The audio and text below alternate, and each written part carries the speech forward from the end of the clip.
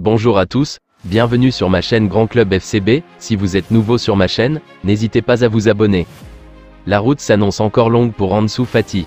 Très discret depuis le début de la saison, le jeune attaquant espagnol s'était offert une belle bouffée d'oxygène en l'absence de Robert Lewandowski, blessé et qui a manqué 3 matchs.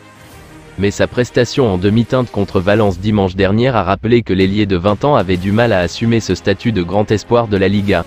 Ansu Fati a eu l'occasion d'être titularisé, mais le numéro 10 catalan n'a pas su en profiter et n'a pas été en mesure de marquer.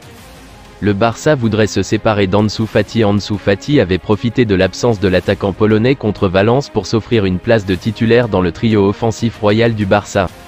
Mais il a déçu, une nouvelle fois, en se montrant peu dangereux, et parfois maladroit. Et cela pourrait lui coûter sa place dans le 11 barcelonais lors du déplacement à San Mamés dimanche. Dembélé sera toujours absent, et Pedri est incertain, mais Xavi pourrait plutôt opter pour Rafinha et Torres. Selon la presse espagnole, Fati serait jugé encore un peu tendre pour ce genre d'affiche au sommet, entre le leader de la Liga et un candidat sérieux pour l'Europe.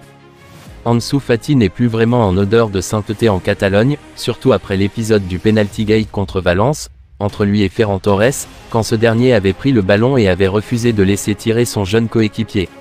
Le joueur hispano-bissau-guinéen semble stagner et est désormais bien loin des espoirs placés en lui au moment de ses débuts en professionnel lors de la saison 2019 à 2020.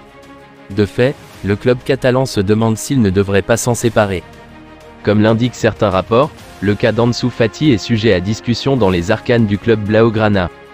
Il y est évoqué des débats en interne et l'éventualité de voir le FC Barcelone lui indiquer la sortie.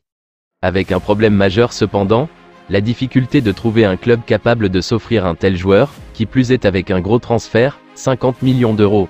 Une équation pas simple à réaliser pour Joan Laporta et les dirigeants. Ces derniers cherchent désormais le moyen de se séparer de lui, en cas de bonne offre bien évidemment. Je vous remercie d'avoir regardé ma vidéo, n'hésitez pas à vous abonner pour plus de contenu similaire.